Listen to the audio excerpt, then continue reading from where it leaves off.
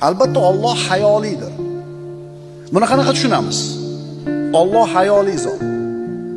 Alloh hayoli va karim zot. Allohning hayosi qaysi ishda ko'rinadi?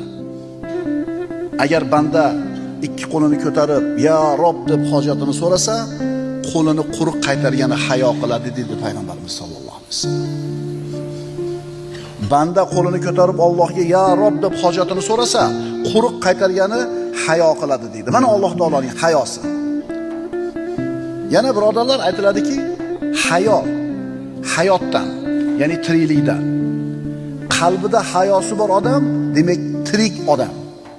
Endi qalbida hayosi bo'lmagan odam o'lik odam. Hayo tirik qalb, behayolik o'lik qalb. Insonning qalbi qanchalar tirik bo'lsa, demak uni hayosi ham shunchalar komil bo'lib boradi.